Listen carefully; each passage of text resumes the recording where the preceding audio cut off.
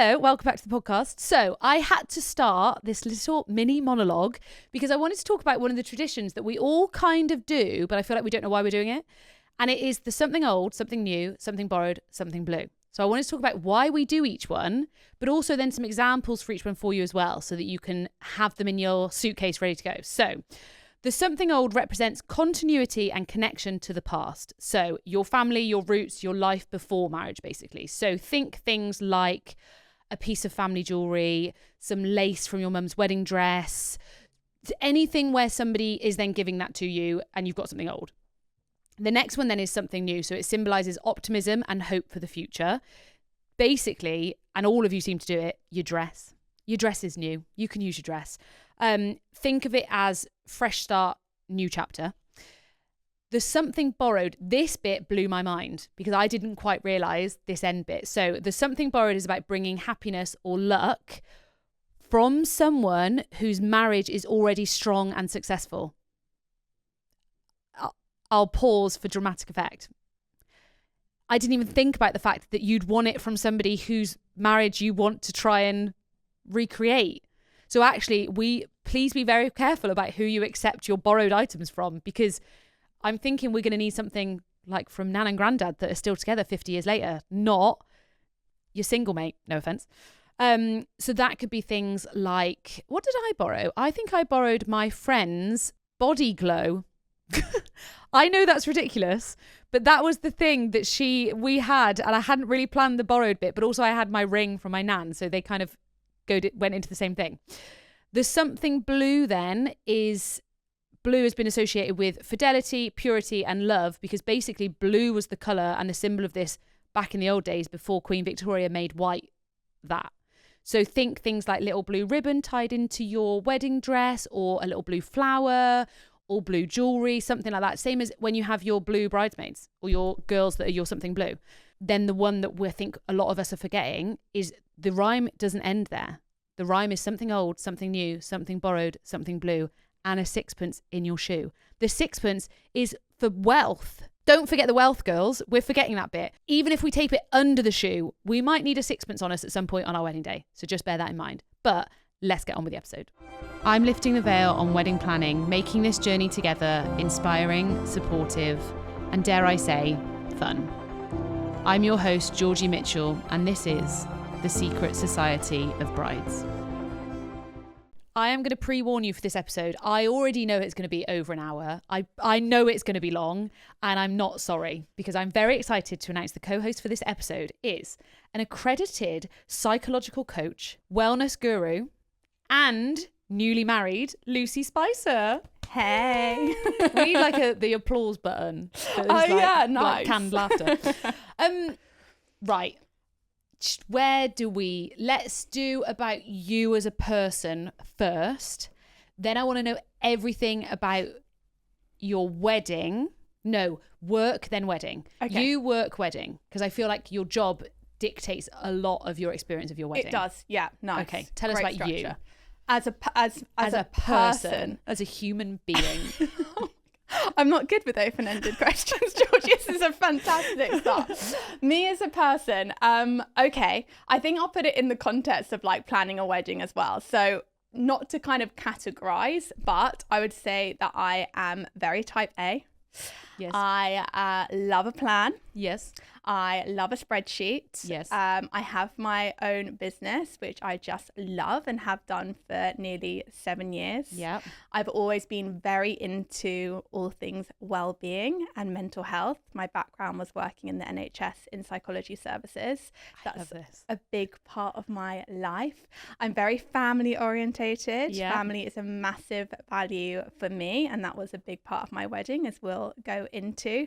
My coffee order. Yeah. You might want it. Oh, can I guess it? Yeah. You seem like a... Oh, here we go. I don't know if this is offensive or not. I think it might be. Let's go. I think you're a Basic latte bitch. with oat milk. All close. Iced oat latte. Okay. With, Syrup. inspired by Molly May, a little bit of agave syrup. Ah, okay. Yes. That's a fun question. I like that. I'm going to have to start asking people what their coffee order is. I think it summarises a person quite nicely. What would you say I am? I think you're just a straight up latte. I don't like coffee. Damn. I'm a hot chocolate. That actually probably does describe you best. Yeah, I'm a hot chocolate. I'm vegetarian, so I normally can't have them. But I used to love a marshmallow. Oh, but the vegan ones taste like shit. Oh. We don't want it. Okay, that's my coffee That's order. wonderful. I love that. Tell us about your partner. Yeah, so Tom is South African. I've got one of those. I know. It's a good choice. I say it to my single friends a lot. Choice. It's a bold It is, isn't it? Like, choice. they're not quiet. They're not a submissive race. But I would say they're very gentlemanly. Yes. Tom's very outdoorsy, which I love. Very outgoing. Yeah. Really into travel. Yeah. Also really into family. And I think that's a big part of our relationship and why it's so strong. Mm-hmm. We've been together nearly 5 years. Cute. Married 5 weeks. Oh my God. It's so new. And he's I know this is so cliche, but he really is my very best friend. Ah, okay, I love this. He And you is. are literally in your honeymoon era, and I love that so much. I want you back in 5 years when you're like, we've been together 10 years. No. We've got 2 children and I hate him. Oh, no. You hate each other. This is a fair representation. You hate each other when kids are little, and then you get past that bit and you love each other again. Like when Isla was maybe 3, I was like, you're winding me up now. And now he's my best friend again. Oh, I love that. Okay, cool. Look forward to So that. he'll have a great time. But as long as you're best friends first, this is the problem. Some people have kids before they're friends, and then they're just it's laughing. I've always thought it's a very good foundation for a relationship. 100%. It's the best friendship. I never get bored of him. Stop it, because we're going to end up crying on this episode. Right. So, how did you meet? We met in a very small town called Henley-on-Thames, which is where we're kind of living at the moment. It's known for the regatta. Yes. Rowing town. And he was from Joburg. I was from Brighton. So there was just no chance we were ever going to meet. Why was he here? He came over to work as a physio. He'd only Okay. ever been to Australia once, otherwise hadn't left South Africa. And so he took a job in Henley-on-Thames to be able What a weird place to So suddenly honestly, decide. it's so from Joburg to Henley-on-Thames. And he was meant to come for 2 years. So he was meant to come for 2 years, work, travel, but we went into COVID, we went into lockdown. So he couldn't travel. And he'd always said the idea was always to go back to South Africa. I won't settle down with an English girl. Uh-oh. Dun, dun, dun. Spoiler alert. We're looking for a house in the countryside.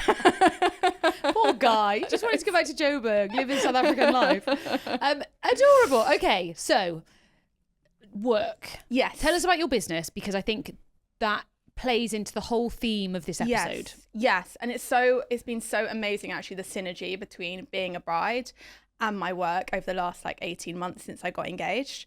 So I'm a psychological coach, and I guess why I use that title. So my background, as I said, was working in psychology services in specialist hospitals in the NHS. Pretend I don't know what psychology means.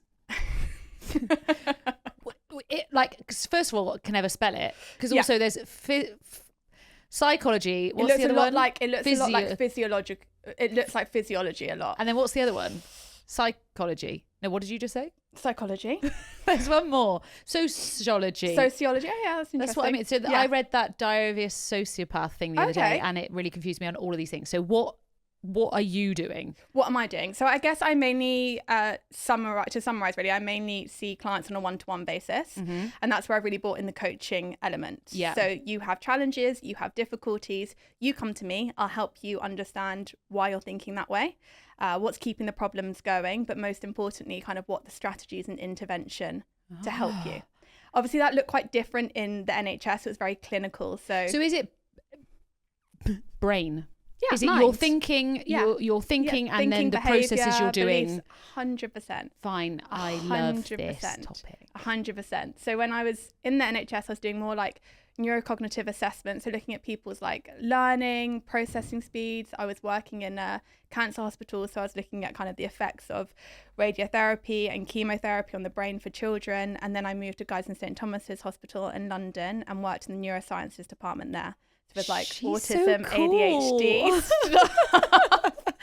Wrote some research, and then found my own business 7 years ago. Amazing. And so your business, literally anyone can come to you and say, I'm just struggling. I don't even know what I'm struggling with. Well, you usually know, otherwise you're not kind of reaching out to me.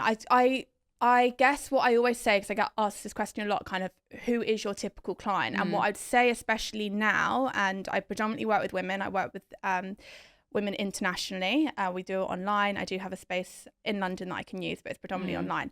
And I'd say with my clients, if you wrote out their life on paper, it looks great. So externally, it looks great. Internally, it's a very different story. Usually with my clients, they're struggling with kind of self-esteem, confidence, anxiety, sometimes low mood. Sometimes it's things like they want a career change, make a bold decision, have kind of the confidence and support with that, maybe relationship difficulties. I do a lot of dating, especially like my 30-year-old clients, kind of dating and the challenges that brings. So they might be single. All of their life is all perfect on paper, and then they're single and they can't figure out, and then you're trying to figure out together. Yes. That is such a cool job. So that's like the one-to-one element. And then I've been kind of spanned into lots of different areas. So I've got my own podcast. I come on podcasts like yours. I do events. I work with brands. I work with big companies and do masterclasses there. I've got a product coming out at the end of the year. So what's the product? No, I know you're not allowed to tell me. It's so obvious. All my community on Instagram have already guessed it. It's just, which is amazing, right? Because they're expecting it from me. Okay. Yes. So that's coming out later in the year. So yeah, I love my business. And then I found this kind of niche, because where I am supporting my clients with maybe family difficulties or boundary setting, anxiety, comparison with others, like a lot of it as well was in the context of them planning their wedding. Yes. I then become a bride. Yes. So now it's like, I've got kudos. Yeah. I understand what they're going through. And I was like, oh, okay, this is a thing. So this is why I started presenting on brides' mental health. No one was. I was going through the planning process, trying to find podcasts on it, trying to find events, and no one is talking about mental health. So I pitched it to the National Wedding Show. They got me on stage. I've worked with Charlotte Tilbury. Yeah. I'm coming on your podcast. I've got other things in the pipeline, because this is a thing that we're not talking about. 100%. And it's a hard topic to talk about, because first of all, there's nothing you can do about it in terms of when you get married, problems will come up. You can't stop the problems. The problems will happen. I guess it's you're then teaching people how to deal with those things and how to set expectations and navigate that whole era. That's exactly what I'm doing. And I think something like a wedding and such like a huge life event can bring things up that maybe weren't so prevalent, like really bring them up to the surface. Brian and I are an example of that. An exact wedding was actually not the problem, but from that comes then family dramas that you're like, actually, who said it? Somebody was saying that it just highlights all of the cracks that were already there. Yeah. Which is what a wedding does do. The problems aren't about the wedding. No. It's about the fact that you don't see your dad enough, or your nan isn't being involved, blah, blah, blah, blah, because it's other things that are actually the issue. Yes. Then first question. Yeah. Why do we get married? Because I only ever hear people say how stressful it is. Do you know what I mean? The biggest I meant to answer why I feel like I should also answer that. But like, when you list all the stuff about weddings, and when you speak to brides, there's always something that they will cry at some point in their wedding planning. Yeah. But I think, I guess, on a kind of taking that question from a different angle, I would just always step back with your partner and say, but do we want to get married? Because yes, there's a very societal expectation to getting married. Tom and I have been brought up in the Catholic faith, so there's a religious element for us as a product of our conditioning. All our closest family members are married, so for us, you know, we were quite aligned with that as a decision. But I think it is important to think that, you know, especially as I feel like weddings are becoming more of a show because of social media. Yeah. To really have that conversation with your partner, is this something we want to do? Because there's lots of other ways of showing your commitment. There's a big difference between a wedding and a marriage as well. 100%. But the other problem is, I know why we get married, because we want the wedding. Well, of course we want the wedding. Yeah. Like, and for me, that is, as I said in my wedding speech, we spoke about this before the podcast. I've come into this kind of era where I fancy myself as a bit of a comedian. So yeah, it was one of the jokes in my wedding speech, is that why I didn't find wedding planning was too stressful was not because of my type A personality, my OCD. So I had OCD growing up, or the fact that I plan events in my business is because I've been planning it my whole life. So I was that girl on a Saturday afternoon lining up her Barbies from the lounge to the back of the dining room. Took up a whole Saturday doing a wedding. Cute. So that is why when you asked me, why did your wedding look like that? Was ready. Well, I've been doing it since I was 5 years old. And I do think that's the issue that comes up quite a lot of times between men and women, is that most women have been planning this wedding or at least picturing this wedding long before they pictured the person that was going to be in that. Absolutely. I am that girl. My happy place, like to try and get me to sleep long before I met Tom, even when I was a teenager, was thinking of my wedding day and my wedding dress. You're ridiculous, which I love. I am I'm that exactly girl. the same. I think I said in my speech actually about my dad, I was like, I pictured us walking down the aisle before I found somebody I wanted to marry. Yeah. Like, that's the bit I wanted. Yeah, always. Yes. So I don't know where to start with. Right. Tell us about your wedding, first of all, then. Don't go into too much detail about feelings and wellness and things like that. I just want the stats of your wedding. Stats, okay. Happened 5 weeks ago. 7th of February 2026.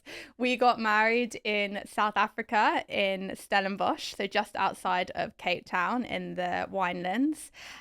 We decided to do that because my husband is South African, as I mentioned. Did you ever want to get married here? Pre-Tom, I don't think I'd really entertained the location. But South Africa is very special to me. So I was going to say, you've been enough times. Yeah, it really feels like my second home. Okay. When I came back now, people ask about the wedding blues, which I definitely did experience, but I also had this like homesickness feeling. Yeah. There's something about that place for me and those mountains.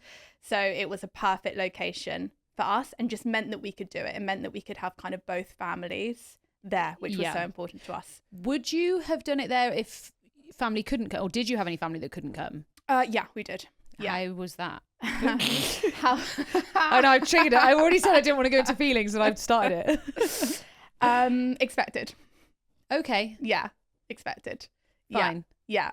I think with a destination wedding, and I kind of was looking this up with other brides that got married abroad, I think the people that are going to come are just going to be very committed to your relationship, of course. But I also think with every invitation we sent, and I really genuinely meant this, there was not an expectation to come. Fine. You know, you are looking at £800 at least, really, unless you can get a couple of good deals for the flights. Yeah. And so for Tom and I, it was like, we would love to have you there, but if you can't financially do it. And I think it also, if you maybe haven't got those relationships with those people, it gives them an easy out as well, rather than the awkwardness of maybe trying to get out of it. It's a very easy way to say, actually, we can't afford to. Yeah. Fine. And then I'm going to ask the other triggering question, triggering for me. South Africa is a scary country, in my opinion. It is a scary country in terms of stats. Yeah. How did you get around that with people? I imagine you had a lot of guests that had never been to South Africa before? Yeah, most of my family, well, all of my family, had never been to South Africa, and a couple of friends as well. South Africa definitely comes kind of with its challenges, and safety is one of those elements. So I called it one of my not so fun tasks.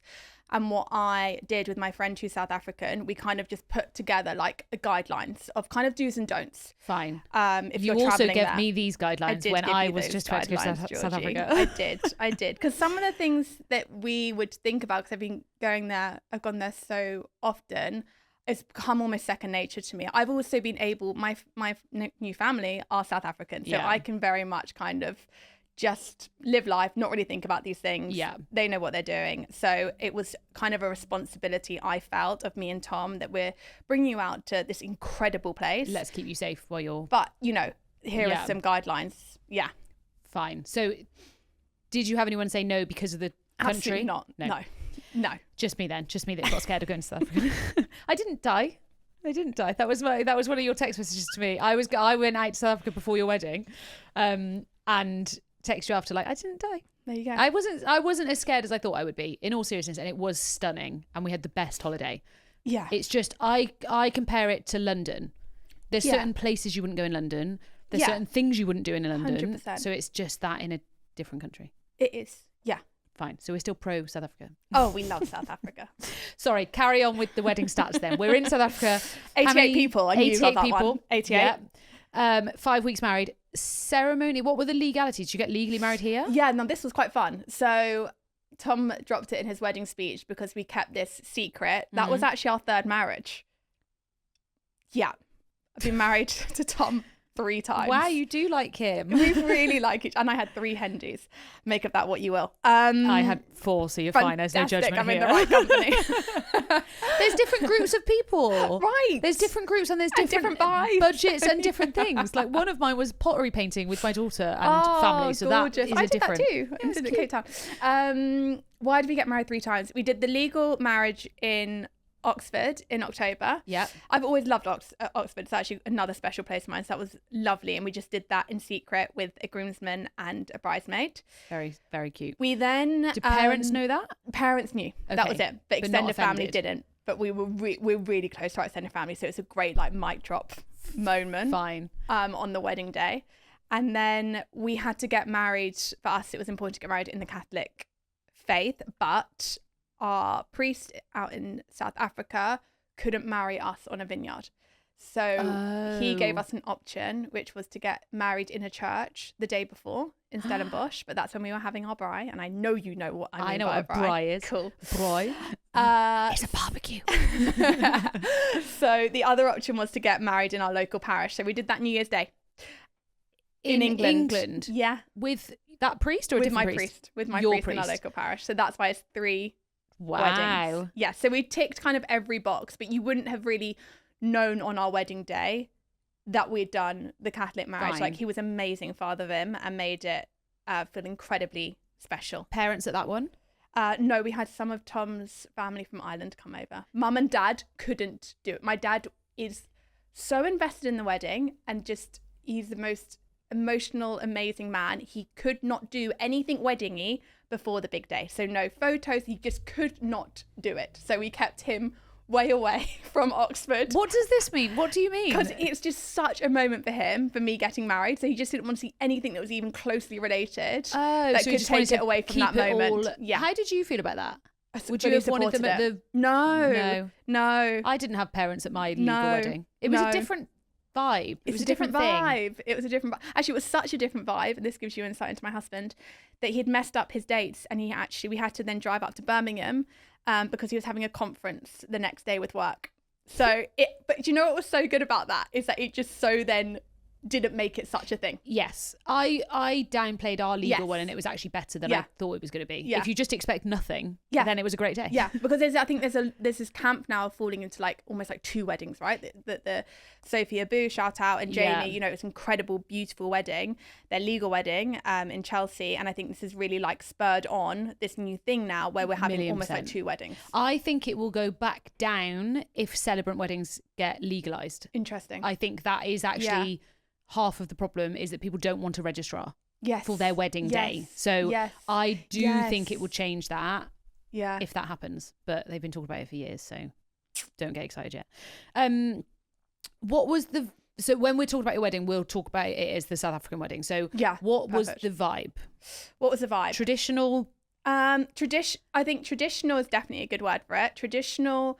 I wanted it to be, and I know this word is thrown around, but it's actually so important to me, so timeless. So I really wanted to be able to go back on my photos, on my videos, and nothing felt like it had dated. So everything that I picked was like really classy, really timeless, and just wanted like a real family feel to it as well. So that's why it was so important for me at the venue to make sure that we could have people stay on site.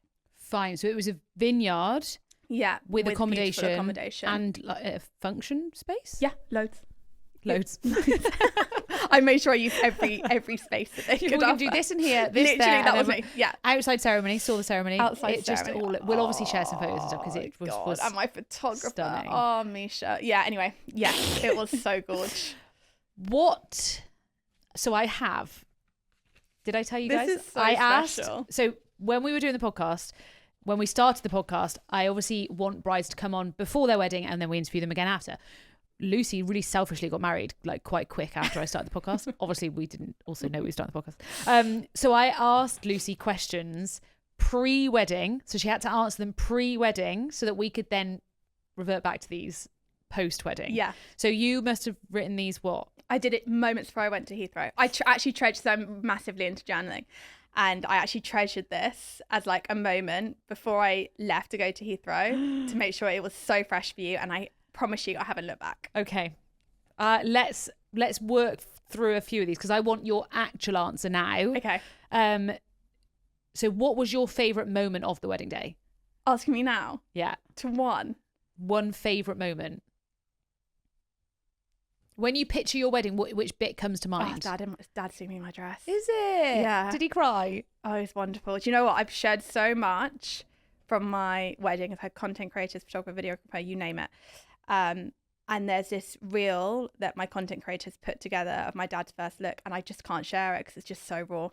I want to see it though. It is just everything. Yeah. Oh, yeah. So I'm guessing you're very close to your dad. We're incredibly close. Yeah. So you had, I guess it's a similar time before, the moment that you were picturing the most often in your head then was the moment just before walking down the aisle when the cellar doors opened. Yeah. So that, for me, it was always that. And I was really like listening to the song. I like composed the crescendo with the violinist. You're getting a real insight into me now.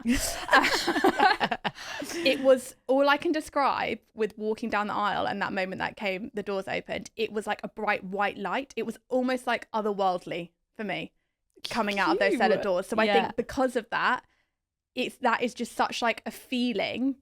Whereas I think when my dad first saw me, I was in a much more grounded energy, so I can really kind of replay that. I know you're not, but you're calm in the moment where your dad is first seeing you because you've done your morning, you're all dressed and ready, you're just ready for that thing. Whereas the aisle is something you've never done before. It was just, I was calm. I was so calm. Like I've actually got my suppliers to write testimonials for me because I can show that the strategies do actually work. Oh, fine. But I think it was I just a bride? I know. It was just the magic of that moment. So it was like that was so special. But actually, I think Dad in my dress was, Dad Cute. and me in my dress. Yeah. I'm trying to find ones. What were you scared about for your wedding, or what did go wrong at your wedding? Maybe. What went wrong? Oh God, I'm gonna sound so annoying. Not much. I mean, all I can think of is that the groomsmen, love you boys, but you did not follow the seating plan. So can I just say the fact that you thought they would is actually more for you because obviously they're not going to. Guys, just reserved signs, please. I did that. Well, how did they still get it wrong? I don't know. Anyway, you should have had a place for every 88th guest. Like, what went wrong? Actually, but then it worked for the better. Our entrance song, I was planning to walk down the beginning of it, but the MC had started, no fault of his own, it's just the timing. They started playing the song, so Tom and I had to like rush to walk down the stairs, but it actually worked better that the chorus was playing because it was like more upbeat. That's it. Yeah. The only thing that maybe I wish I'd done was set a tripod up the night before and recorded mine and my mum's speeches in full. But I'm like nitpicking now. Day before you did your speech. Yeah. Fine. But otherwise, I'm really, really sorry to be that bride. Nothing went wrong. However, 2 days after, I was in hospital. So we'll get to that. I was going to say, on the day, nothing went wrong. So can I, and this is, sorry, boys, but you weren't on your period? Because you were scared about that. Okay, girls, strap in for this. This is actual gold from me. So either you are into woo-woo-ness. If you are, you're going to freaking love has come up a lot on my podcast, actually. Oh, really? Yeah. Okay, get your notebooks out for this. If you're not, stay open-minded because you cannot explain this, okay? So, I track my cycles. Shock. I track my cycles. You don't seem like the type of girl to track cycles. God, so. And it was always saying that my period on my wedding day was day 2. And it was just not budging. And you know, girlies, day 2, that is a savage day. I'm going to say worse than day 1. Yeah. For me, day 2 is just not it. And I kept looking at it and it was kept not moving and it was getting closer and closer and closer to the day. And I was like, if I could move it, if I could just move it to so my wedding's on the Saturday. If I could start my period on the Tuesday, then it would be for day 4. That's all right. We can work with that. We can definitely work with day 4. But to do that, my cycle would have had to be 22 days. I'm never 22 days. Yeah. I'm usually 25, to 28. And because I track, I know that I'm very regular in that way. Can I just pause you in how different we are as people? When I was pregnant, I didn't realize I was pregnant for 8 weeks because I've never tracked anything ever. Like if you ask me now, literally not a clue. Not a clue. So I appreciate your level of this. So I was really committed to this. And as I said, I'm quite woo-woo. So I was like, I'm going to bring my period earlier. Because that would be the final thing that would mean that everything you have was literally just controlled perfect. everything. It would just be perfect if that was the case. So what I did, I was getting closer to the day. I put out period products in my bathrooms so that my brain was making the association. You're an actual psychopath, and I love it. I'm a witch. Did you not pay an Etsy witch? Huh? Did you not pay an Etsy witch? What's an Etsy witch? You've never heard of an Etsy witch? No. Oh my God, you literally, on Etsy, there are witches and you pay them for whatever you want. So most people will do the weather. Okay. They'll pay for an Etsy witch to give them good weather. Here's another strand to my business coming. Right, so I laid out period products, did a lot of that like brain connection that this is happening, kept visualizing red. So red, red, red, red, red. I do a lot of reformer Pilates. And when I was in reformer Pilates, again, I was like telling my body to like, just let go. Like, just let's bleed. Let's have my period. Was like, would touch my womb. Was doing so much visualization around periods for myself. I shit you not. Sorry for swearing. Tuesday morning, I go to the bathroom. My period comes. I was on day 4. My wedding day. You're, and I say this with love, crazy. Yeah. Well, yeah. Crazy, but it worked. That's what I was going to say. I don't like... Your body listens. For the people that are listening, they're like, I am actually worried about my period. They will do that because if it even slightly works. Do it. Heat. That was another thing. Heat brings it on. So I was doing hot water bottles on my stomach. But your body and mind always listens. If we think like stress is such like a physical manifestation, so is anxiety. We know that people who have kind of healed themselves through breath work, through meditation, like your body is always listening. And when you've got that connection, like I did at that time, I felt so connected, it responded. I might have to get you to do some stuff for me. I need to figure out what I want first. You can find me on Etsy. Yeah. Let me see what else you said. So, okay, was there anything that didn't quite live up to the expectations of what you pictured for the wedding day? Was there anything that didn't quite live up to the expectations that I pictured? So say like you pictured that bit with your dad. If he'd walked in and not cried and not because that's what you thought would happen. Yeah. Was there something where you're like, I pictured it being like this? Not to say it's worse. Yeah. But it didn't. I tell you what I did. Actually, this is quite interesting. And it was my dad that said it's very normal. I thought that the dance floor would be fuller. Fair. Yeah. I thought it would be like Ramo. What I think, again, on the question, would I have done things differently? Maybe I should have put the dance floor outside, because what we did is we finished the meal. I had a saxophonist, which was sick. I mean, it was a vibe. It was a party. You can see my wedding videos.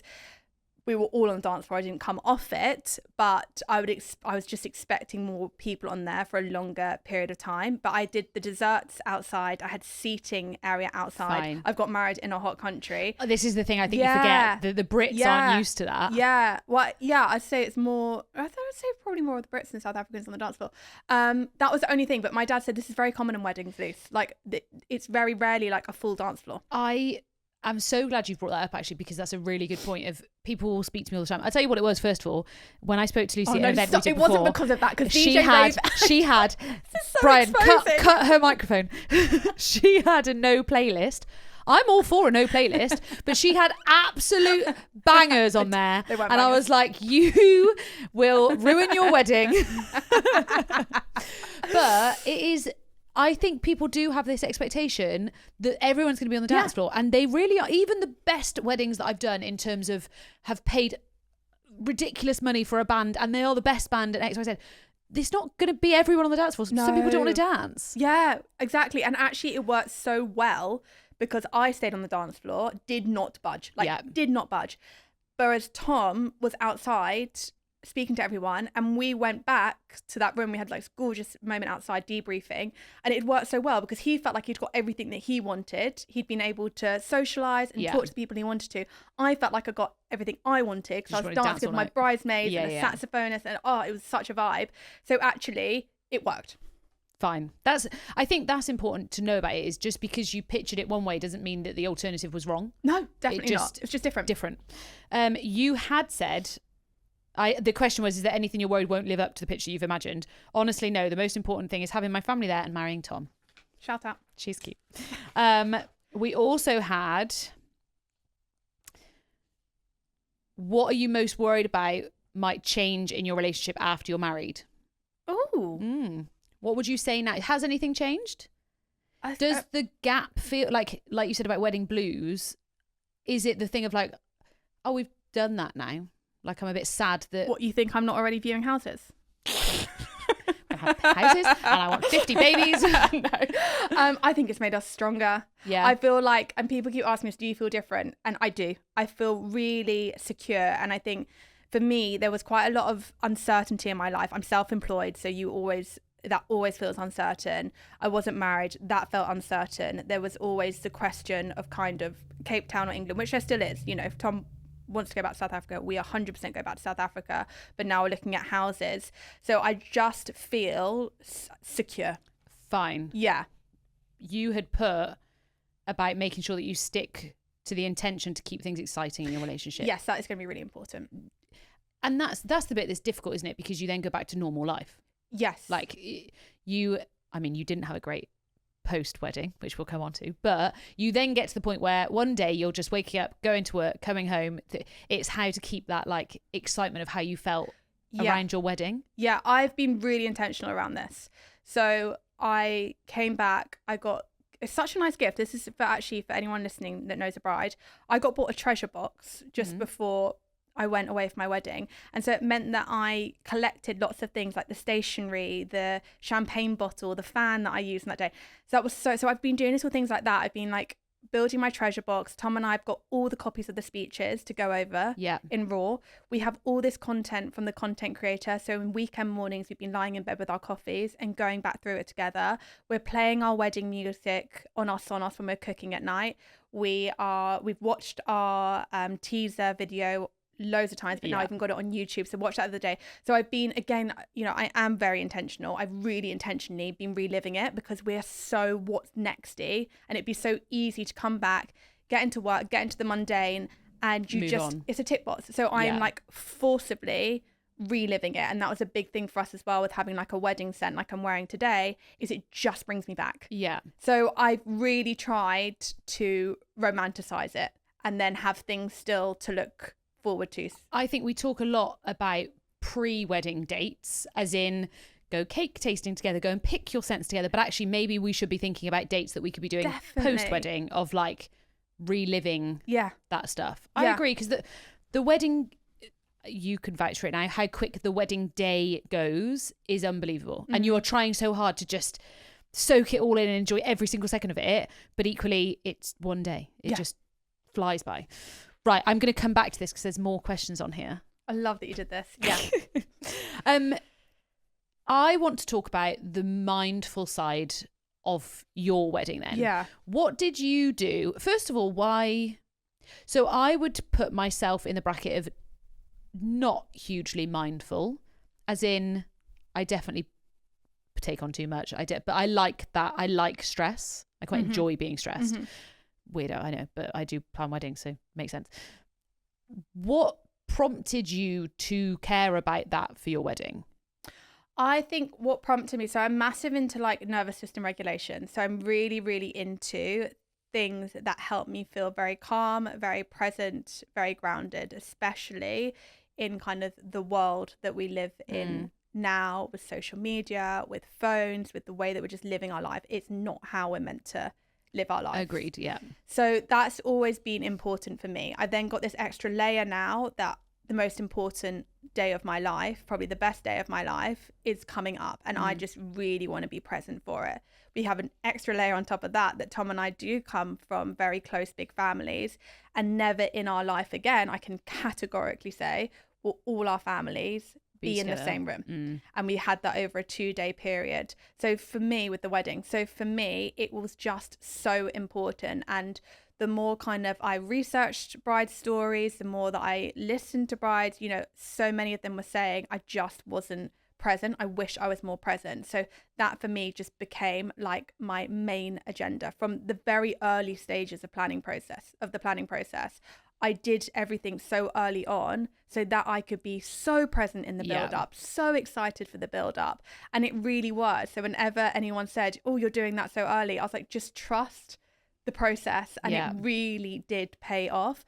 So that was definitely an intention through the wedding planning process. But for me, from the moment that I arrived in South Africa and over the wedding weekend, I just wanted to be as grounded as possible. And it worked.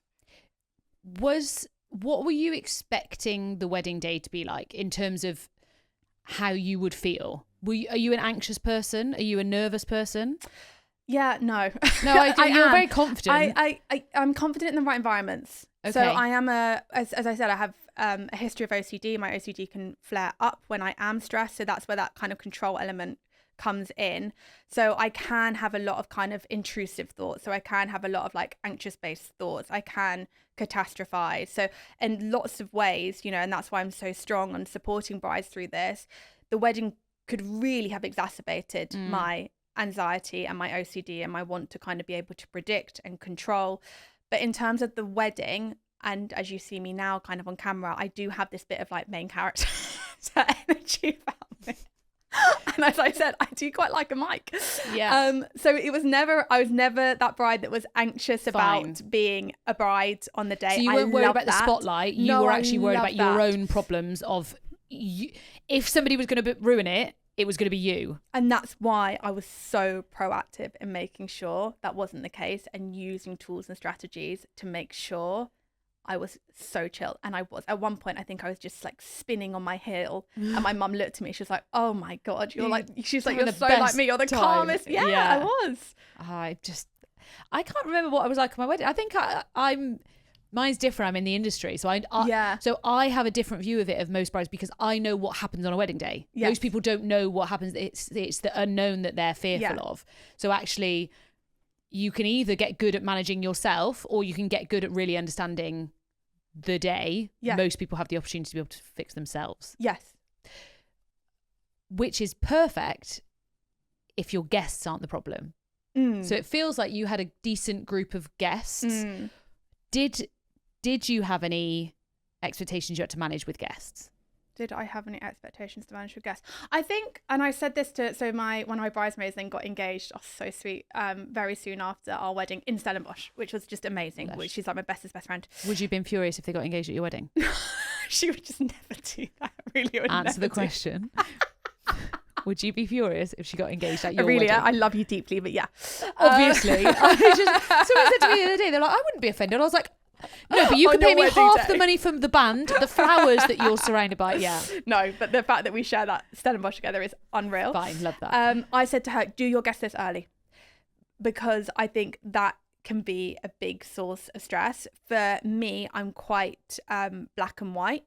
And the way that I kind of see the world and kind of see friendship, whereas Tom has beautiful qualities, but would really hate to offend anyone. Fine. So I think that was probably an early kind of sticking point, is I would have had less, Tom would have invited more, probably even to just before the wedding. I guess he had more people there as well, so they easier invites?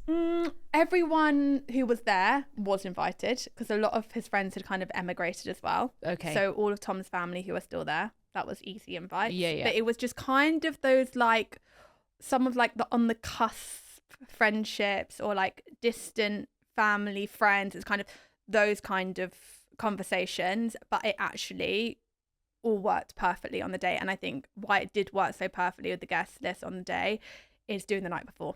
The bride was just and everyone said it, like my parents, my family, because we bring so many different people together. It was just such an amazing opportunity for them to click for them to get to know each other. What did you do the day before then? So barbecue, did you have music? Like what do you think brought people together? Having everyone in, so it was 88 of us. We had a barbecue like in quite a small area on the venue. We had people staying at the venue. The majority of people did. So they would have had kind of breakfast together. They had the barbecue together, which was obviously organised. They had the next day, the morning of the wedding day together, and we just did it from like 4 till 9. We had music, I did my speech, Mum did her speech, we had our MC there, and everyone just mingled. Fine, okay, so that was the day of like get to know people. Yeah, it was such a vibe. I love a day before. Yeah, I really back that. If you're like us and you've got lots of different groups, yeah, but it is different destination, yeah, because obviously everybody has nowhere else to be, so it's that, yes.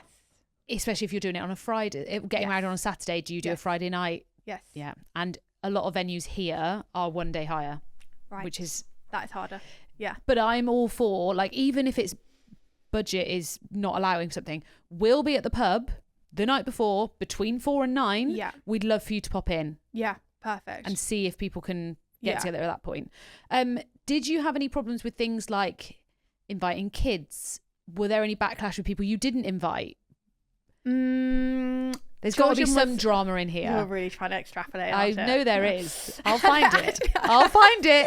Because the thing is, there's like, I'm helping a friend at the moment plan her wedding, and there's people that it's not an issue. It's just, we're friends, so I should invite them, but we're not that close of a friend. So it's like some of them just sit on the, and there's some. Do you have kids because you want that kid, but you don't really want the other kids? And the children, that was a hard conversation. Again, that was a divide between Tom and I. Tom would have had everyone, all children. Again, I want, oh God, don't come at me. This, by the way, is a safe space. Like, I'm just going to remind the listeners, these are your opinions on your wedding day. Nobody can judge you for what you are deciding. So don't feel... Okay. My mum put this very well. You don't want kids skidding along your dance floor. And that as a visual... was enough. Says it. Was enough. So did you have no children? I had, it was important for me to have my niece and nephews. I'm very close to them out in SA, and my niece was a bridesmaid. But otherwise, on the bride we did, which was perfect and so nice, because then we got to meet, and there wasn't loads of them, some of the children. On the wedding day, no.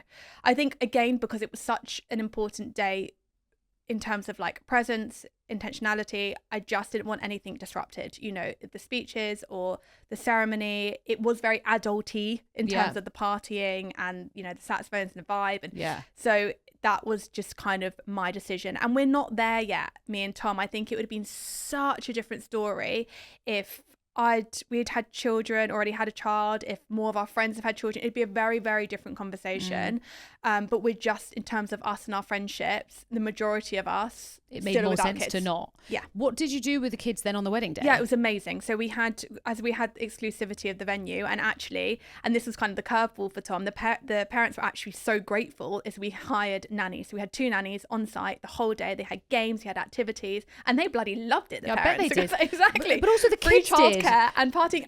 Respectfully, and this was my argument. Your wedding's not going to be fun for a kid. This was exactly my argument. They had a swimming pool, they had activities. They don't want to sit there through dry speeches or sit there during the ceremony in the heat. You know, for me, again, I haven't spoken to the parents directly since the wedding. It felt like a win-win. We got to meet the children, we got to mingle with them at the bride, and that's really nice. And then on the day, it was just much more adult-only event. I like the thought of having it. Were these British guests or South African guests? South African. Because I wonder, some of the feedback we get is like, if you're going abroad and you have a nanny, well, I don't know this person. That like that kind of attitude to it. How did anyone say anything, or was it more? Were the kids old enough that you were worried? I think especially with Tom's family in SA, it's like quite normal to have a nanny or like to have housekeeper. Like childcare is quite normal. Yeah. Within the family, so that didn't feel like a tricky situation. We had my bridesmaid from Copenhagen bring over her amazing son, and she was with her mother-in-law. She was traveling with her mother-in-law. Fine. So the mother-in-law was able to look after him. I think it is trying to find that compromise with people. You shouldn't feel bad for saying you don't want kids at your wedding, but equally it's then difficult when you've got the destination element of it. Be like, come on holiday, bring your kids, but not on that. So were you just quite matter of fact with it? at the start of planning, were you just No. like, this is what's happening? No, we went back, forth, Did back, you? forth. I did like voice notes to the mums, like sounding it out, because 2 of the mums were my bridesmaids as well. So my bridesmaid, as I said, bought her son. My other bridesmaid has twin girls, and she was counting down the days to her husband. I bet, yeah. She left the twins and one of them's my goddaughter at home, and she was like, get me on that flight. So she was really happy. She came in for a couple of days. She flew back out. So no, they were very... I'm not like that. My friendships are really important. Yeah. Making people feel really comfortable is really important. So every mum got like a direct message from me. That's a nice sounding it idea. out. To just actually... Yeah. I think it's easier sometimes when it's, again, UK and destination are different. But if you are worried about people, speaking to them. Yeah. Because actually sometimes we're like, look, it's no kids. But when you explain it, it does make sense. Why and just can't making I? sure they were comfortable with the arrangements. Yeah. The food was, I just did all of that. Yeah. This is clever. I hate the word perfect. I've never used that word in my business. I don't like that word because a perfect wedding is ridiculous. Yeah. You in your head probably had the most amazing wedding. Yes. But you've just said there were things that maybe didn't go exactly. So therefore it's not perfect. So Right. that perfect expectation is a difficult one. Yes. How did you work around trying to control it to be perfect, but Yes. actually realizing perfect is never going to happen? Yes, I think, and I say this anywhere with anxiety with my clients, like control the controllables. So I knew there were aspects that were within my control, and Like what? was loads in weddings that is within your control. The entertainment you have, the florals that you have, the decor that you have, the bridesmaids you choose, the groomsmen you choose, the venue. There's so much that's within your control. What you're wearing, Yeah. your jewelry, your makeup. If you do a trial, there's lots you can control. There's lots you can't. And the anxiety could then really take over. I can't control illnesses. I have a savage allergy to cats, which is why I went out later. This is so niche, but it's why I went out so much later than my guests to South Africa, because all of Tom's family have cats. And if I get cat dander in my hair, I've been to the eye hospital multiple times, it swells to such a bad state that I look very, very different. So I couldn't control that, meeting Tom's family. You could because you went out later. But I was still socialising with everyone that owned cats the night before. So I had to let that one go. That's a risky little niche, game, isn't it? that. Oh my This is God, niche. okay. So there's so many elements you can't. And I think it's really having that word with yourself and going, right, what can I control? What is out of my control? Like even the weather, it wasn't looking great. It then was actually Lovely. ideal. Yeah. Even the day before, it wasn't looking great for the next day. There's so much that's out of your control, and you've got to make peace with that. And for me, it was really giving myself, I almost set a timeline. Well, I did set a hard timeline, and it was like 2 weeks before my wedding. I am not actually doing any more Wedmen. And then what will be, will be. I'm going to now really enjoy the build up. I made it a firm boundary for myself as well. As soon as I landed in South Africa, I'm not contactable on my phone. Phone's going away, and literally what will be, will be. And this probably sounds so anti to the type of person I've sounded like on my podcast, but holding on to that was amazing. I have many questions. Yes. This is so fun. What if something had happened that somebody needed you? Well, I'm there on site, aren't I, with Okay, everyone? fine. But what I mean is, like, I'm not there for, like, For chats? yeah, questions. Yeah. Okay. They had my mum's number, but Oh, I fine. really, So actually outsourcing is a great... and just left my phone. I was hardly on my phone. Fine. I love that, actually. Yeah. Not being on your phone, not scrolling, not answering people's messages like, I'm literally getting married. Leave me alone. Yeah. Let me be. Yeah. I'm obsessed. I'm quite obsessed with it now. I want to... The problem is I always worry something ridiculous is going to happen. Like when if I want to put my phone on silent at night, Yeah. I'm like, that's the night that someone will need to ring me. I don't have my phone in my bedroom. You don't have your phone in your bedroom? It's a game changer. Honestly, phones and mental health, that would be a whole nother topic. Yeah. And I knew it would take away so much of my presence from the wedding. And again, another reason why I had the content creator, right? Because so much of my work is on social media. It allowed me to do that. I, for once, got to experience an amazing experience and didn't have to experience it through the lens of, oh, will this make a good story? Or will this make a good reel? Game changer. You've passed over something too big that I need to go back. Sorry. You don't have your phone in your room? No. No. What if something happens? Where's your alarm? Tom's Garmin, his watch. We both don't. We've done this for years. Do I want to try this or not? Oh my gosh, it is so good. I'm just, do you know what? Do you know my compromise of that would be that I'd have to get a landline. What if something happened? But that would be the emergency, wouldn't it? Walk out to your hallway and get your phone. What, so your phone's on loud out in the hallway? No, it's on, no. But then, what if something happens? Oh, I don't know, Georgie. Control the controllables. See, but that to me would be then not controlling. But your sense of presence is like so good. We're so switched on all the time. It's terrible for us. I 100% agree with you. I've just started putting my phone not on my bedside table, but on my windowsill. Here we go. Which is probably the distance from us. Let's go again. Let's Mainly see if we can get it any because further. I'm trying to do a 5:30 a.m. wake up, and if it's too close to me, I turn it off without knowing. Fine. That's my subconscious being like, no, I don't want to do it. So it's further away. Maybe I'll try and sneak it out further. Do you go on social media first thing in the morning then? No. What do you do first thing in the morning? Oh God, everyone's gonna hate me, aren't they? What Because I just sound like, I'm so into mindfulness. Tom and I have a rota, so we take turns to make coffee in bed every other day. Lovely. So nice. Shout out to that. If Brian, are you listening? Love language is at the service. We'll journal. I've got a journal, Okay, cool. but I do my journal downstairs by myself. Gorge. So I'm all for a journal. I'm not the most mindful person naturally, but I do make myself. I love that. And I like lighting a candle. I think there's differences between people that like candles and don't like candles. That's really nice. Yeah, set the scene. So I'll have my coffee in bed with Tom. I will journal. If it's weekend or stuff, I purposely use my iPad because I don't have social media on that. Yeah. And I might go on Pinterest, or I loved going on like wedding websites, that kind of thing. So that was like, really love that. And I'll get ready and go to Pilates usually. And then try and push for how long I can go without looking at my phone. But how will you know if like a celebrity's died? I really don't care. I don't care about most, but I do remember when Chandler Bing died, and that broke my heart. Shame. My mum literally rang me, and I hadn't gone on social media yet, and she was like, he's dead. I was like, but if I go on it, if I'm opening it up in bed, especially because I work for myself and work from home, who is going into, well, quite a lot of people are, to be honest with you, but you know, you wouldn't typically go into the office at 7 a.m. I'm opening my phone. Instagram's my work. It's got pleasurable elements, but it's work. So I'll go on that. I'll go on emails. All my clients get access to me in between sessions on an app called Voxer, which is like WhatsApp.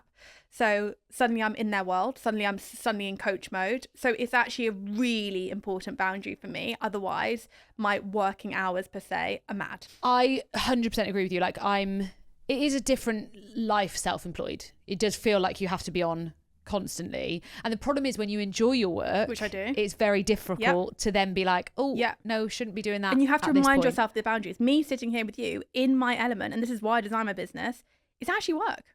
I'm working. Me too, but I'm just having a great time.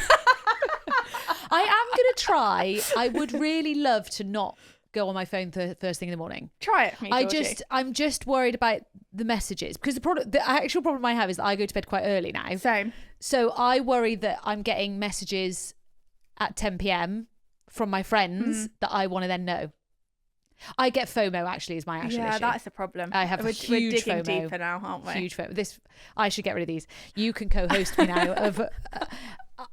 This is the good things to like talk through, is the whole, I guess you have to, and we were talking about this on another episode actually, of figuring out who you are as a person before you worry about all your wedding stuff. Oh my gosh. Because you get so deep into wedding planning, you realise that you're not reflecting yourself at all. Huge. I mean, understanding, if we really pick up what the theme of this and why I was able to kind of feel calm on my wedding day and it go the way that I wanted to and the way that I designed it, it's because I'm constantly working on myself. Like I am a constant project. I'm always questioning, why am I thinking that way? Why am I feeling that way? Why am I behaving in that way? Like it's a constant process of self-reflection. You have to have that understanding of self to then know what you need.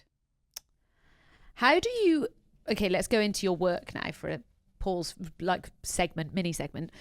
If I was coming to you as a person for your client services, what sort of questions, or could you give brides listening and some grooms, what kind of questions they could be asking themselves to understand about themselves pre-wedding? Like we've just realised that I get FOMO and that's why I need to check my messages. Is there like key questions that you ask people right at the start of working with them to understand about them?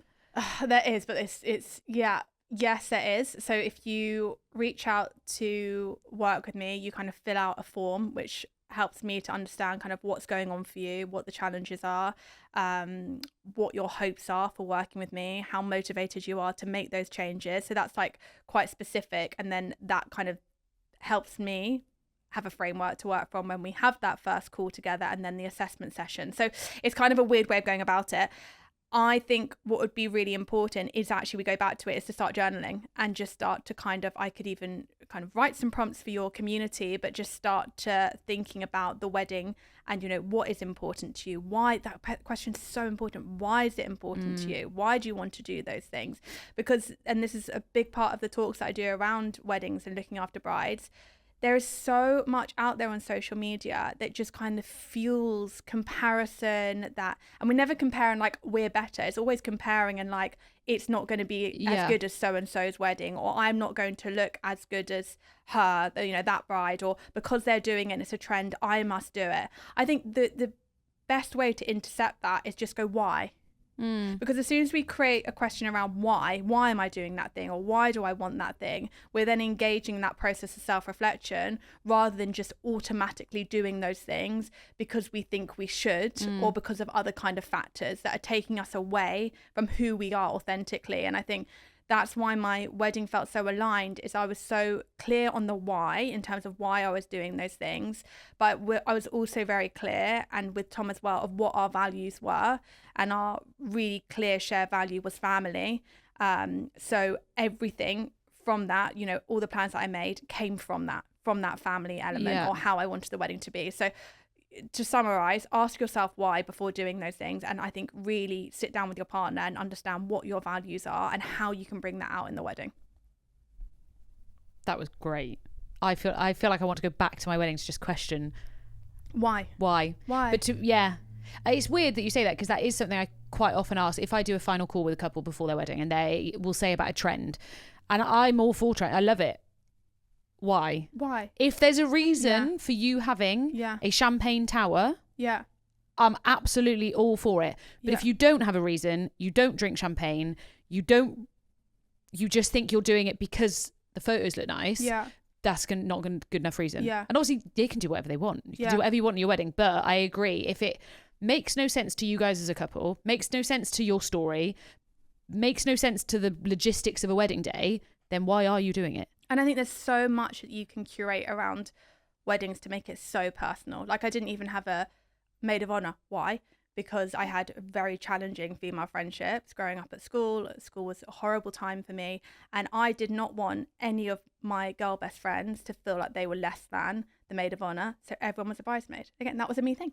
Did you plan your own hen do's? No. Actually didn't.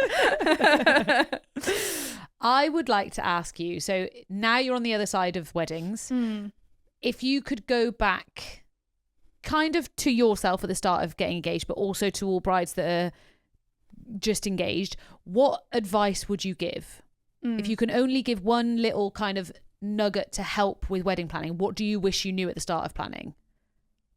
What do I wish that I knew at the start of planning? I think I was able to have kind of the foresight of how it was going to be. So I thought when I was thinking of planning that absolutely there would be stresses, whether that was kind of financial or logistical. I also knew that it would be a time that would go quite quickly. In our mind, 18 months of engagement seems like a long time, but it goes really quickly. And so I think that was what's really important for me, and why I've had brides reach out to me with how I've documented my wedding period, like from the moment I got engaged, and they were like, thank you for showing me how important it is to romanticize that period. And that was so important to me, was actually really just, I loved my bridal era. Like, I loved my bridal era, and it's almost like the advice that I would give to do that again. And for any brides listening, really romanticize it. All you could see me in was white. It's so funny. This is exactly what other Lucy said. Oh yeah, we love Lucy. Is to just lean into it. Enjoy all the like small, like make everything a thing basically. You know, I've got such beautiful memories of driving out to the countryside with my mum and listening to Olivia Dean for my wedding dress fittings. That was always like a bit of an event between us. I would go into Selfridges and just spray myself in my wedding scent and get so excited for that. Made trips to choosing my wedding lipstick, would listen to the music that I was going to listen to at the ceremony. Like I really romanticized and staggered out things as well. Like my first hen do was in Brighton, that's where I'm from, last summer. So I was like in hen do mode, like 6 months plus before the wedding. And again, that was great because it really elongated it. So I think it's that like expect the stress, but think about, again, control the controllables. What are the things that are going to create the most stress and how can we deal with it early on? And that proactivity of doing things early on was a game changer for me, because I never had that like massive wedman, massive build up. I just chipped away, got a little bit stressful at that 2 weeks prior mark, and then really enjoyed the build up. I have 2 questions off the back of this. Number one is, first of all, wholeheartedly agree. I like to romanticize my entire life. Yes, anything that I can put decorations around, I will. However, and what I have learned and what I think happens during weddings is that people do not meet that expectation. So how can you work around the fact that obviously you're in your bridal era? Yeah. But nobody else is excited as you are going to be. Yeah, you know, that's so interesting, because that actually contributed to my stress, is that people started getting excited for it. So when I was like on the family chat, like sending through music, or I was in SA, like I went twice before the wedding and sending photos, like I got responses, but maybe not the excitement that I was experiencing. Then we got to probably about like 6 weeks before the wedding, probably the start of the year. Yeah, January after Christmas. And people are then, because then I felt like a bit like a travel agent plus planning my wedding. People are then sending me like excitement for where they're staying, what they should be doing, what they're buying, and like I was loving it, but it also actually did contribute to like another level of overwhelm of this like influx of messaging, which I wasn't like overly expecting. So that did like create a little bit of a little bit of stress for me, and I had to kind of manage some boundaries around that. And I think that was important for me to remember that actually this is your big day, but actually, it's like going on holiday. You probably only get slashed about 4 weeks before. Everyone else is a bit delayed. So I think that's why it's really, when we talk about romanticizing, there's things that I did with other people, but a lot of it's for myself. You know, watching wedding videos, I love vlogs, so watching lots of YouTube, watching wedding videos on there, doing my Pinterest board. I don't think you have to involve other people in that bit. You know, protect your peace. Fine. My second question to it then is, do you think that contributed to the wedding blues? Because you had 18 months of it being fantastic and you could not have been more in that era if you tried. Do you think that then hit after, of you then being like, oh, I'm really going to miss that bit? I think the wedding blues for me was more like, it was that like nostalgic feeling that I just wanted to get back in that energy, because it was so good. And so that reliving it, and like, you know, again, we had a destination wedding, so the weather plays a huge factor in our mental health. We came back to very grey and rainy England, and you're like unpacking your suitcases, and then I'm missing my family in South Africa. So it's very multifaceted. Was it just the wedding blues, or was it actually, you know, coming back to reality? But best believe I jumped onto my newlyweds era, took my parents to the Ritz. I had to thank them for their contribution.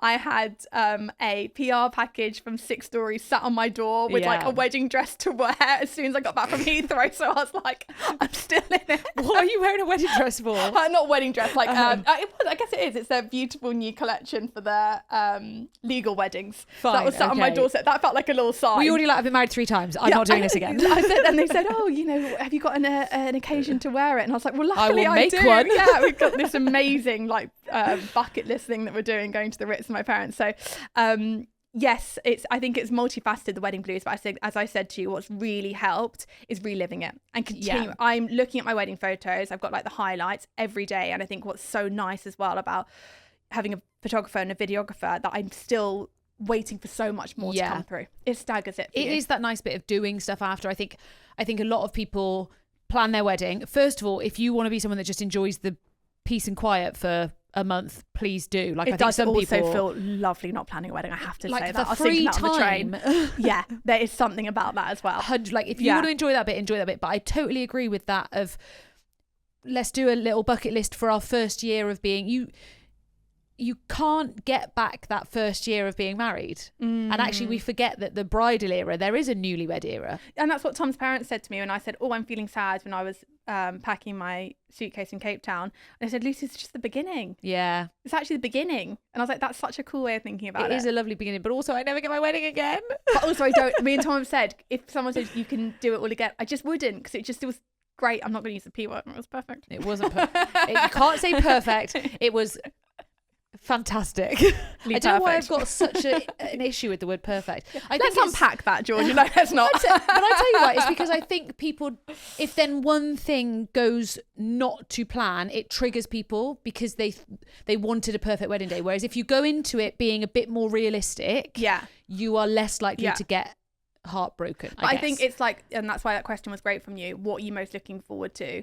It was perfect because those things happen. I got the first look with my dad. My dad walked me down the altar, which again is such a privilege. Like a lot of clients that I work with, again, who have planned their weddings, their dads are no longer with them. You know, there's a lot of privilege in my things that I had on my wedding day and was looking forward to reduce it. Because it still would have been perfect if things would have gone wrong. All my family, and I think I put that in my reflections when you sent them to me, one of the most important things to me as well was being a top table, looking out to everyone that I loved in the world in one place. That happened. Perfect.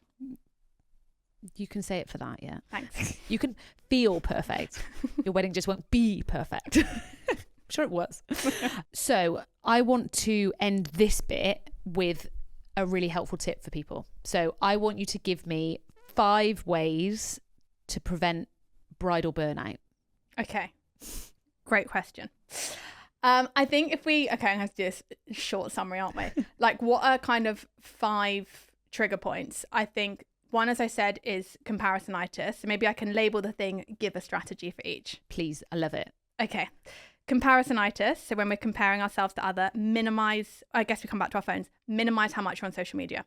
Because the more that you're on social media, the more you are fueling that belief that your wedding is going to be less than others, or you're not going to look like other brides. So how can we we can do lots of work on our self-esteem, but a quick way to kind of manage that and not feel that overwhelm, limit your time on social media. Maybe set a time at the weekend where you can just go for it in terms of looking for wedding inspo on Pinterest, on social media, but don't keep going on your phone and scrolling. I saw a great tip of making a wedding Instagram. Nice. Where you then get the algorithm, because you're never going to get away from it. And then your personal one, you don't look for wedding stuff on there. So you don't get bombarded with brides, veils, flowers, expectations, celebrity weddings, all of that. So maybe, it's then on a Saturday morning, sit in bed and you go on your bridal Instagram and you take that. Love that. There you go. Boundaries, social media, comparisonitis. Tick. Another one is managing expectations. This is a really tricky one. And this can come down to kind of communication. And I think if there's going to be any communication that could create conflict, really pick your moments when you're doing that. So when we are communicating and we know that's going to potentially create conflict, the kind of more riled up we get, the more activated our nervous system gets, so we get angrier basically, the less productive the conversation is going to be. So if you are talking about the wedding, if you are talking about maybe guest lists and it's, creating a lot of conflict, the best thing you can do in that situation is separate from your partner. So go into separate rooms, chilled out, calm down, and then re-engage again in that conversation. So interesting. It's not that we avoid having the hard conversations. It's really important to pick your moment. So probably not at 2 p.m. on a Wednesday when you're both working. Pick the moment and try and remain as calm as you can during those conversations, so they're as productive as possible, and don't be worried about revisiting them if it's not the right moment. I agree, because actually Brian taught me a tip when he was in the police that it never de-escalates. So when it starts to escalate and the next person, we're only getting worse, you have to go. The only way to de-escalate is to separate. You don't just suddenly in an argument go, I feel calmer. Yeah. Because if Brian said that to me mid-argument, I'd be like, don't tell me to calm down. Yeah. Just leave me alone. I mean, you're just not going to get anywhere. Just leave me alone, because I sit in a room by myself and then I'm like, am I the problem?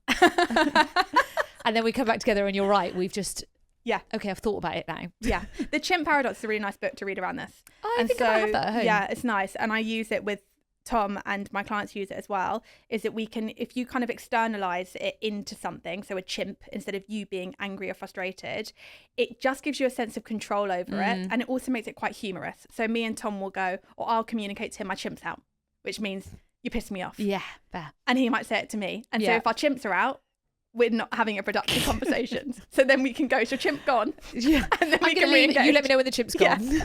So that's a way that we use it. We love that. Another, I guess, a big one, as I said, is anxiety. And that's like a huge topic.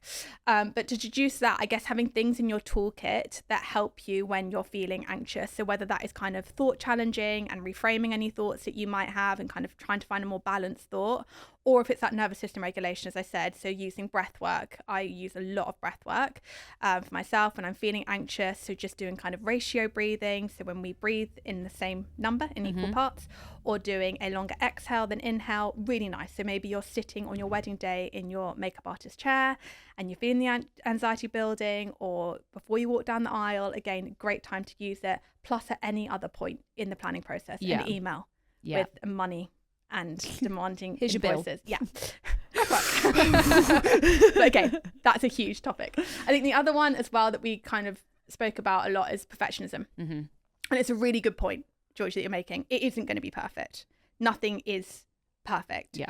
We, especially if you are kind of more of that like type A, like to control, like me, we have very high standards for ourselves. And again, I think that's where we really, really actually step into what our values are, what's important to us, and anchor ourselves in that rather than the perfect wedding. You will do your best with what you can control, but there'll be so many factors that actually you're going to just have to let go of and make peace with.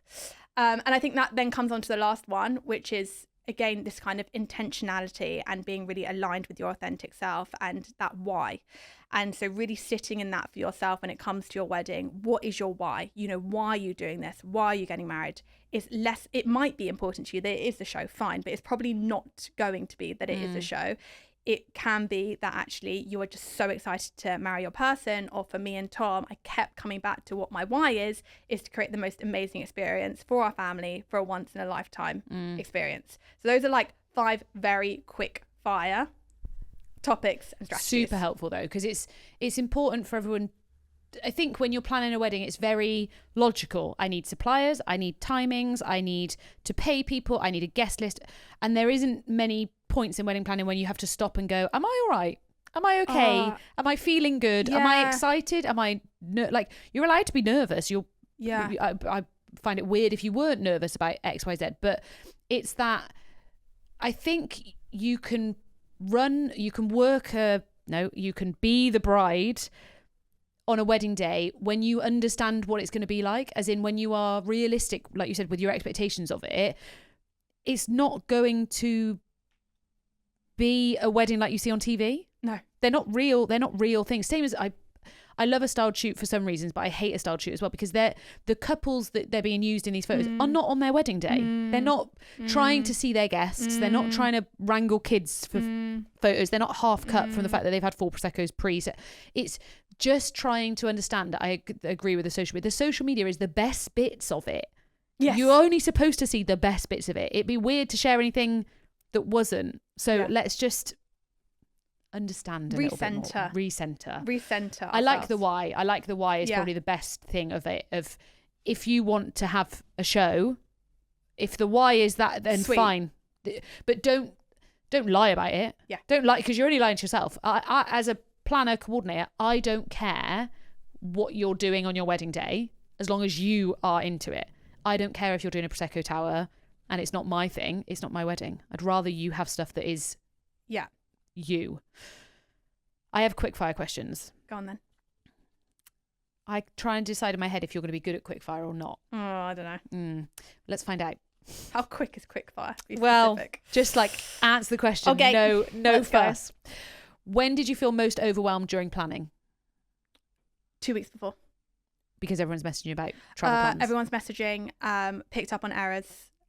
with suppliers and final invoicing and trying to do international payments was savage. What expectation did you have to let go of? Oh, Georgie, is she going to be good at this? That every decision would be my decision. Interesting. Did you let Tom do any of it? Yeah. What did he do? Tom, he helped with like logistical stuff, but actually he was quite happy. I think at first he felt like, and I'm really speaking on behalf of him, which isn't fair, but I think at first he wanted to be really involved. Yeah. And then I think he was quite happy to take a step back. It was so fun for me to be creative with my work. That's what I loved, and curating it. But I would check everything with him. Fine. Did anything matter less than you thought it would? Did anything matter less than I thought it would? The weather, I think. Yeah? I thought I'd really stress about that and trying to control that. And I surprised myself at how much I made peace with that. And it was great. Good, I'm proud of you. Did you feel pressure to impress people? A bit. I would agree with that. You've got the problem as well of it's their holiday. They have physically spent a lot of money coming to there, that then there's that pressure of, well, I want you to have a nice time. I think there's that, George. I think also because my work's on social media and everyone follows me, there was maybe an expectation because I do my own events, because everything's very aesthetic. It's all curated beautifully. I was doing all these wonderful things in the build up. Again, my self-inflicted perception, no one said that to me. There was maybe a bit of pressure, but I didn't feel it. It was more the intention for me was like, this is so fun that I get to create my dream wedding. Agreed. Did your day feel how you imagined it would? Better. What did you think it was going to feel like? I, like you said, was worried it was going to go really quickly, that I wasn't going to be present. But actually, it didn't go. Tom and I said the same. My wedding day felt like it was 3 days long because it was. But the actual day before, you've already got to see everyone and talk to everyone. But even the day, I just kept doing these little taking myself back and observing what was going on and really grounding myself in the moment. I got ready separately to my bridesmaids, and then it was up to me to come into the bridesmaids room and out of the bridesmaids room. So again, I was decompressing and centering myself. When it was a dance floor, I'd go to top table, have my another big factor was so present. I didn't drink. That wasn't a plan. It just ended up I was sober, and it was a game changer because I remember everything. I'd go to top table, look out. I was constantly just doing, and this was a plan of mine, taking myself step back. Even at canapes, I had canapes brought to me in cocktails. I sat there. I had my bridesmaids come up to me, but otherwise I was just looking out. So I did a lot of that observing and anchoring myself. And when I did the timings with my planner and my photographer, I was very, again, intentional around that. Okay, you've answered that. What helped you to stay present on the day? Was there anything other than that stepping away? I think being sober. Yeah. Stepping away. Yeah. Really, really helped. Having my own space. I was talking to Lucy about this. Yeah.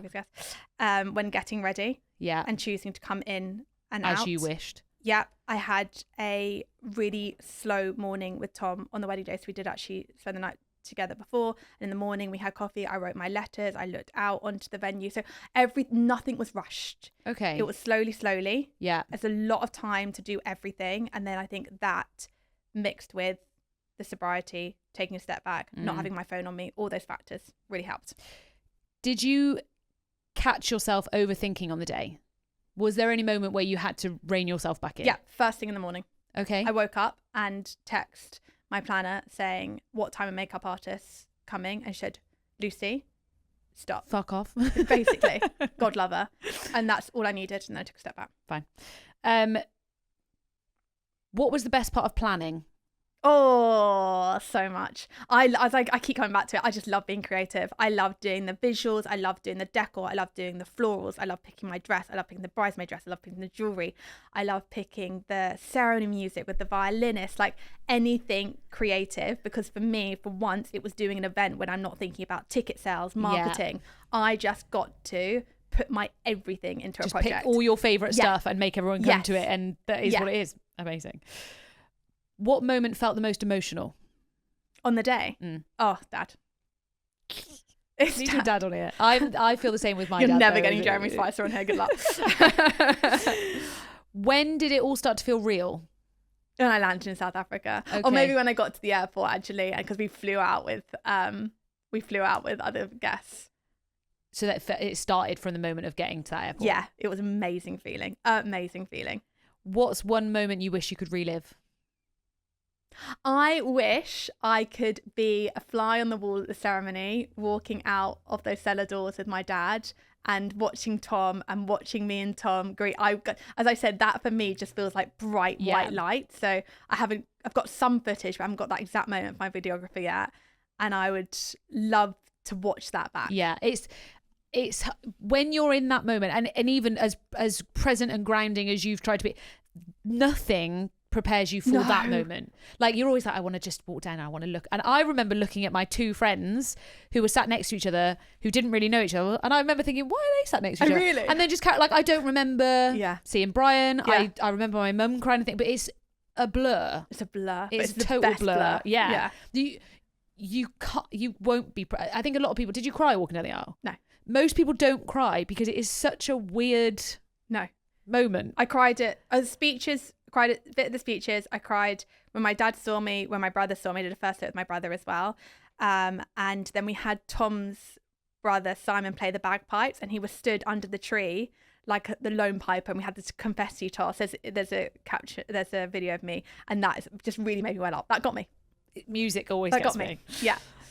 We always end these with a secret from society, and I feel like this one you will be good at answering. So, help. My fiance is struggling to process what the wedding day will be like. Him and his family are very limited on experience with weddings, and I worry that it could be overwhelming on the morning of the wedding, and they won't know what to do because they don't know what is expected of them. They're a mixture of neurodivergent people. Okay, cool. What would you say to them that they need to do on the wedding day, e.g. getting ready, welcoming people, speeches, and how do you manage a wedding party which aren't as experienced or maybe aren't comfortable with weddings? Okay, have we got neurodivergent specifically on there? That says okay, that. Amazing. So I think structure is going to be your best friend here. So having a really clear structure of what the roles are, what the responsibilities are, what are the timings, so we take away kind of this ambiguity and this uncertainty, and we have a really nice clear plan to follow. And I think as well within there, really thinking about your fiance and his families, like what are their challenges, what are their worries about the wedding day, and how can you accommodate? So can you put some breathers in there? Do they have to spend as much time greeting the guests if maybe that's really hard Not for them? I found it really hard on the wedding day as being the bride, with a lot of people initiating, coming up to me all the time, and that's why it was important for me to take that step away. So I think get a really clear understanding, what are the worries, what are the concerns, and how can you create like a structure and a plan to really help. Follow. So I did this for my groomsmen, I did it for my bridesmaids, I did it for my mum and dad, is they all got a really beautiful PDF, like a manual. And in that manual, I put the timings, I put the responsibilities, and then I also put like little quick tips as well for them. So like for the boys, make sure they double steam their suits, and for my girls I said keep me calm. You know, so that's going to be your best friend. I think structure, planning, understand what the worries are, make a plan around it. My tip for it would be similar, but also of explaining what is happening in that morning. Definitely. A lot of people haven't been to weddings, don't know what is happening, and a lot of the time, like typically when it's a male female, I don't speak to the men until maybe the month before the wedding. Sometimes they're not even on that call. And I'm like, the wedding, half of the wedding for you is just going to be figuring out what the hell is happening, because typically they haven't planned it. So they don't know all these X, Y, Z. There's keys for people. What do you mean there's keys for people? I need to there's so many little things. And then the bathroom boxes. And they're like, what the hell's a bathroom? If you don't, and obviously we women are typically all consuming of this wedding stuff, that everything is really obvious to us. But actually, maybe it's taking an evening to go through your day plan, your timings with your partner to be like, this is what's happening. Like, ask me anything now so that you understand what's happening in the day. And then here are the timings. Here's the structure. Here's the literally tick boxes. So much easier. Tick boxes, structure, be collaborative about it. Understand them, their worries, what they need. And also I think here is actually where social media can be your best friend. Get them to consume some content. Watch some wedding videos on YouTube together. Watch some tips. Watch so many tips on TikTok from brides and grooms. Do it specifically from the neurodivergent community as well. So I think you could actually get a lot of resources from there, but structure, planning, understanding worries. Yes. I want to end by just reading one of your things back to you. Go on. Because they're so cute. I'll give you this to take away as well. The first question I asked you was, what are you feeling most excited about when you imagine your wedding day actually happening? And you put so many things: waking up the morning of my wedding, getting ready with my mum and my best friends, listening to Olivia Dean, my first look with my dad, walking down the aisle, seeing Tom at the top of the altar, saying my vows, sitting with Tom at the wedding breakfast, and looking out onto our family and friends. Every single one of my top. Nailed it. Nailed it. Can you just end by telling everyone where they can find you, where they can follow you, where they can go and look at all your wedding videos and pictures? Oh my God, there's so much content, guys. I was going to say, you're not going to be disappointed, but it's out there. I was binging it myself on the train here to relive it. You can find me on Instagram at LucySpicer_. You can find me on my website, LucySpicer.com. You can find my podcast, The Journal with Lucy Spicer, on whenever you find your podcast. And yeah, I'd love to hear from you how you found the episode. Amazing. Thank you so much for coming on. It's been so interesting, so helpful for brides especially, but also any of us that are like, actually, maybe I should be a bit more mindful, look after myself a little bit more. I think we should do another episode later at some point. Same, we haven't even touched on the hospital. Oh my God. Oh my God, you've got, Brian is stood behind the camera. You've got 15 seconds to tell everyone why you were in hospital after your wedding. Okay, I got E. coli. I passed out in the bathroom. Luckily, Tom was there to grab me. My eyes were rolling to the back of my head. Sorry, trigger warning. He takes me off to casualty, and it was 3 weeks of very unsettled stomach, lots of water, lots of chips, lots of electrolytes, and margarita pizza. Whilst on honeymoon. Whilst on my honeymoon. Well, I'm glad you're better now. But yeah, we're going to have to do another episode, so we need to go into all that more detail. Thank you so much for coming on. Guys, don't forget, subscribe, like, do all the things that you have to do to help the podcast. And I will see you next week. Lucy, thank you. Thank you so much. Bye.